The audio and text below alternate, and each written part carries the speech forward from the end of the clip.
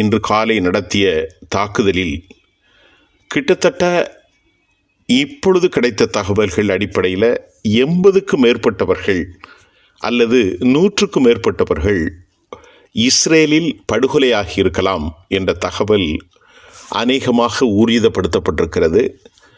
பொதுவாக அந்த காணொளிகளை வெளியிட்ட சர்வதேச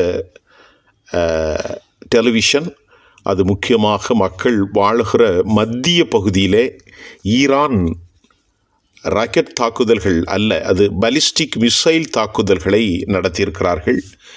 ஒரு நேரத்தில் மக்கள் வாழுகிற அந்த குடியிருப்பு பகுதிகளை நோக்கி 150 என்கின்ற அளவில் மிக அதிகமாக வருகிற போது டோட்டலாக ஏர் டிஃபென்ஸ் சிஸ்டம் ஃபெயிலியர் ஆகி இருக்கும் அல்லது தடுமாறி இருக்கும்.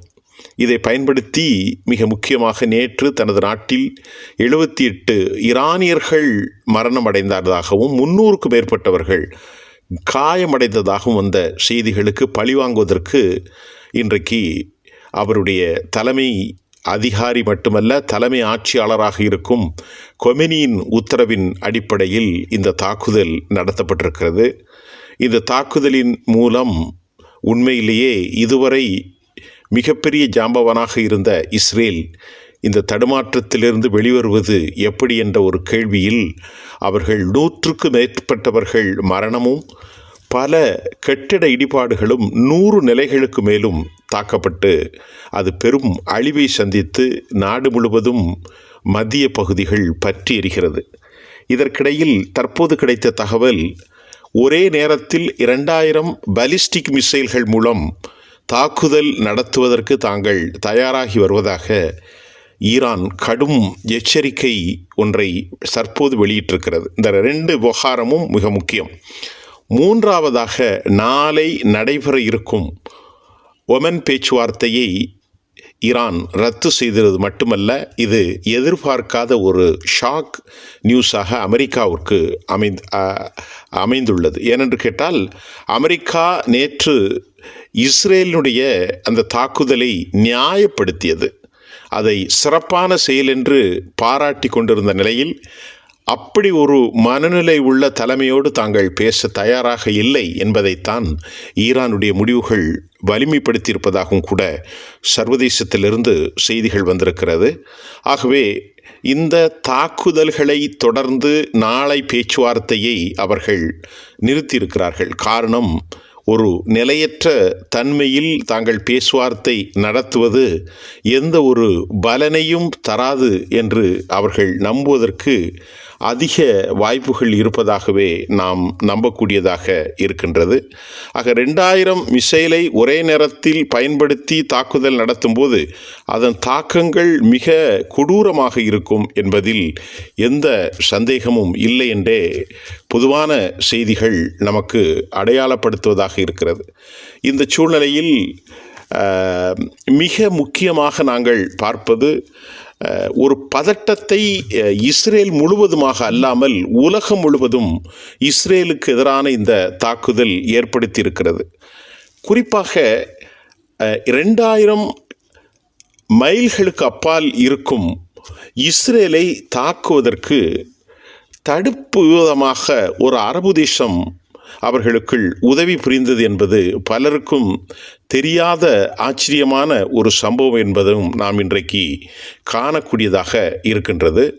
அரபுகள் அனைவரும் இயற்கையாகவே யூதர்களின் எதிரியாக இல்லை என்பதை இந்த சம்பவம் நிரூபித்திருக்கிறது. ஈரான் ட்ரோன்கள் ஏவுகணைகள் மூலமாக இஸ்ரேலை தாக்கி வந்த சூழலிலும் இரு நாடுகளுக்கிடையே போர் மூலம் அபாயமும் இருந்தது. தற்போது அது உறுதியாகி இருக்கிறது. ஒட்டுமொத்த இஸ்லாமிய நாடுகள் அந்த நாட்டின் எதிரியாகவே பார்க்கிறார்கள் யூதர்களை. அந்த அடிப்படையில் நபிகள் நாயகத்தின் வம்சாவளி என கருதப்படும் ஜோர்டான் யூத நாட்டிற்கு ஆதரவாகவே இருக்கிறது. ஏனென்று சொன்னால், ஜோர்டான் வான் எல்லையிலிருந்து தான் ஈரான் வீசிய அனைத்து ஏவுகணைகளும் கடந்து இஸ்ரேலுக்கு வர முடியும். ஆகவே ஜோர்டானில் இஸ்ரேல் மற்றும் ஜோர்டான் இராணுவ வீரர்கள் இணைந்து ஒரு குறிப்பிட்டதை அவர்கள் தடுத்திருக்க முடியும் என்ற கருத்து தற்போது பெரும் அதிர்ச்சி ஏற்படுத்தியிருக்கிறது. ஈரானுடைய இராணுவ தளம் அணுகுண்டு தயாரிப்பதற்காக யுரேனியம் செறிவூட்டு மையங்கள் மீது தான் இஸ்ரேல் நேற்று தாக்கியல் நடத்தியது. இந்த அடிப்படையில் இன்றைக்கு அவர்கள் நடத்திய தாக்குதல் இன்று காலை 9 மணி நிலவரப்படி தான் மிகப்பெரிய அளவிலே கட்டடங்கள் சேதமாகி உள்ளதையும் நாம் சொன்னோம். 80 பேர்கள் என்று அறிவிக்கப்பட்டாலும் நூற்றுக்கணக்கான யூதர்கள் படுகொலை செய்யப்பட்டிருக்கலாம், அவர்கள் வாழ்நாள் முடமாக கூட ஆகியிருக்கலாம் என்றும் செய்திகள் வெளியாகியிருக்கிறது. இந்த நிலையில் ஜோர்டான் யூத நாட்டிற்கு ஏன் ஆதரவு கொடுத்தது? அந்த ஜோர்டான் நேற்றைய தினம் ஈரானிலிருந்து இஸ்ரேலை தாக்க அனுப்பி வைக்கப்பட்ட ட்ரோன்கள் மற்றும் அனுப்பி வைக்கப்படும் ஏவுகணைகளை தொடர்ந்து சுற்றி வீழ்த்தி வருவதாகவும் கூட, அதில் ஜோர்டான் படைகளோடு இஸ்ரேல் படைகளும் இணைந்துதான் இதை செய்து வருவதாகத்தான் இப்பொழுது இந்த போருக்கிடையான செய்தியில் நம்பக்கூடியதாக இருக்கிறது. மட்டுமல்ல, நம்பித்தான் ஆக வேண்டும். ஏனென்றால் ஈரானுடைய அந்த வரும் பாதையில் 2 நாடுகளும் முஸ்லிம் நாடுகள், ஒன்று ஈராக், மற்றொன்று ஜோர்டான். ஜோர்டான் ஒருபுறம் இஸ்ரேல் ஆக்கிரமித்துள்ள மேற்கு கரை உள்ளது. அது ஜோர்டான் அது ஜோர்டானுடைய பகுதி தான் மேற்கு கரை. அதை இஸ்ரேல் பிடுங்கி கொண்டது. இதனால் ஈரான் ஏவுகணைகள் ட்ரோன்கள் மூலம் ஜோர்டானுடைய வான்வெளி பரப்பு வழியாக வருகின்ற போதுதான் ஜோர்டான் ஈரானுக்கு எதிராக நிலை எடுத்தது. ஜோர்டானில் இஸ்லாமியர்கள் அதிகம் உள்ளார்கள். ஜோர்டான் மன்னராக இருக்கக்கூடிய அப்துல்லா 1999ஆம் ஆண்டு முதல் ஜோர்டான் மன்னராக உள்ளார். அவரது தந்தை உசைன் மறைந்த பிறகு அவர் மன்னர் பொறுப்புக்கு வந்தார். 25 ஆண்டு காலம் ஜோர்டானை 2ஆம் அப்துல்லா வழிநடத்தி வருகிறார். இவர் ஹசிம்தி மன்னர் குடும்பத்தை சார்ந்தவர். இந்த குடும்பம் நபிகள் நாயகத்தின் வாரிசாக கருதப்படுகிறது. அதாவது நபிகள் நாயகத்தின் 43வது தலைமுறை என்றும் அவர்கள் கூறுகிறார்கள். இதனால் ஜோர்டான் மன்னர் 2ஆம் அப்துல்லாவுக்கு பல இஸ்லாமிய நாடுகள் சிறப்பு மரியாதையும் கூட அளித்திருக்கிறார்கள். மாறாக இஸ்ரேலை எடுத்துக்கொண்டால் அது யூத நாடு. இருப்பினும் காலங்காலமாக இஸ்ரேல் ஜோர்டான் இடையே மிகச்சிறந்த உறவு உள்ளது. 1994ஆம் ஆண்டில் இஸ்ரேல் ஜோர்டான் மேற்கொண்ட அமைதி ஒப்பந்தம்தான் இந்த இரு நாடுகளுக்கான நல்லுறவுக்கு மிக முக்கிய காரணம். அதன்படி இரு நாடுகளும் உளவு தகவல்களை பகிர்ந்தும் கொள்கின்றனர். இஸ்ரேலுடனான பந்தம் காரணமாக 2ஆம் அப்துல்லா இஸ்லாமிய நாடான ஈரானுக்கு எதிராக செயல்பட்டு வருகிறார் என்பது இங்கே நாம் கவனிக்க வேண்டும். மேலும் ஜோர்டான் அடிப்படையில் அமெரிக்காவினுடைய நட்பு நாடாகவும் அமெரிக்காவினுடைய இராணுவ தளம் இஸ்ரேலுக்கும் அமெரிக்காவுக்கும் இடையே நெருங்கிய நட்பு உள்ளது. இது ஜோர்டான் இஸ்ரேலிய நட்பை இன்னும் நெருக்கமாக்கியுள்ளது என்பதும் இன்னொரு காரணமாகும். ஜோர்டான் மன்னராக தற்போது 2ஆம் அப்துல்லா உள்ளார். இவர் வெளிப்படையாகவே இஸ்ரேலுக்கு ஆதரவு தெரிவித்து வருகிறார். கடந்த ஆண்டு ஈரான் இஸ்ரேல் மீது ஏவுகணை தாக்குதல் நடத்தியது. அப்போதும் இஸ்ரேலுக்கு உதவிய ஒரே ஒரு முஸ்லிம் நாடு ஜோர்டான் தான். கடந்த ஆண்டு அக்டோபரில் திடீரென ஈரான் 180க்கு மேற்பட்ட ஏவுகணைகளை இஸ்ரேல் நோக்கி ஏவிய போதும் இந்த ஏவுகணைகளை வான் பரப்பிலே ஜோர்டான் சுட்டி வீழ்த்தியதும் இஸ்ரேலுக்கு உதவிகரமாக இருந்தது. இப்போது கூட இஸ்ரேலுக்கு உதவியாக ஜோர்டான் களமிறங்கி உள்ளது குறிப்பிடத்தக்கது. இப்படிப்பட்ட ஒரு நெருக்கடியான சூழலில் பெரும் பதட்டத்தை 2 நாடுகளுமே சந்தித்து வருகிறது. குறிப்பாக ஈரானிலும் ஏராளமான சிக்கல்கள். ஆனாலும் அவர்கள் மன உறுதியோடு வலிமையாக இந்த போரில் ஈடுபட்டு வருவது மட்டுமில்லாமல் அவர்களுக்கான அரபு நாடுகளை எந்த ஆதரவும் இல்லாமலும், குறிப்பாக துருக்கியோ சவுதி அரேபியாவோ ஜோர்டானோ ஈஜிப்டு மற்றும் கத்தர் எல்லா நாடுகளும், யுனைடெட் அரபு எமிரேட்ஸ், பஹ்ரைன் எல்லா நாடுகளுமே குவைத் முதல் ஈரானுடைய எதிரிகளாக இல்லாத மட்டுமல்ல, ஈரானுக்கு அவர்கள் இடையூறை ஏற்படுத்துவதுதான் ஜோர்டானிலிருந்து வரக்கூடிய செய்தியாக நாம் இன்றைக்கு பார்க்கிறோம். அதாவது ஒட்டுமொத்த இஸ்லாமிய நாடுகளும் பிறப்பால் யூத எதிர்ப்பை கொண்டிருந்தாலும் ஜோர்டானினுடைய நிலைகளை நீங்கள் அறிந்து கொண்டீர்கள். வரக்கூடிய ஏராளமான பாலிஸ்டிக் ஏவுகணைகளை இஸ்ரேல் படைகள் நிலையாகவே அங்கு மையம் கொண்டிருப்பதாகவும் கூட செய்திகள் தெரிவிக்கின்றது.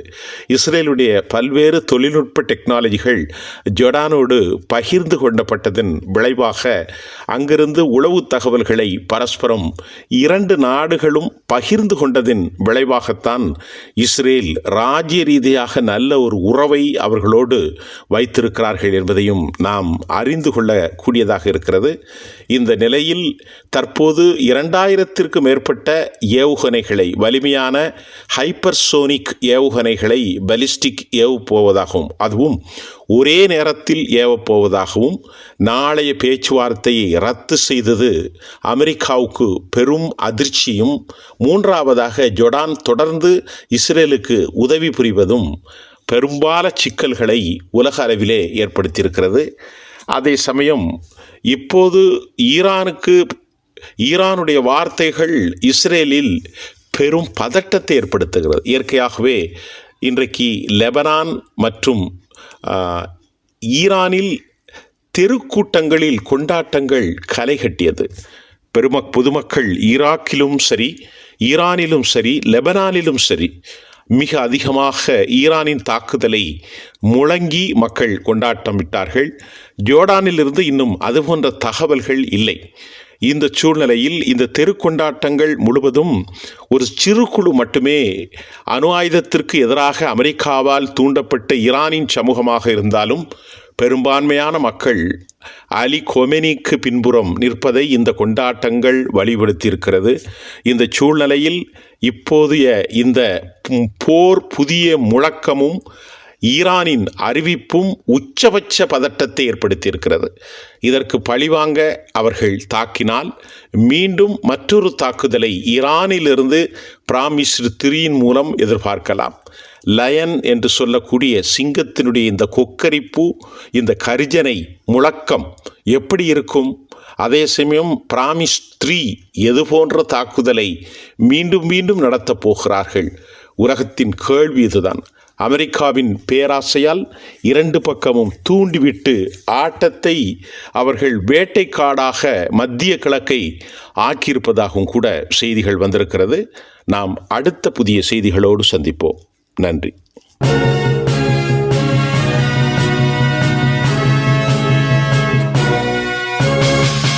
உடனுக்குடன் அப்டேட் தெரிந்து கொள்ள ஜெம் டிவி தமிழ் ஆப்பை இன்ஸ்டால் செய்யவும்.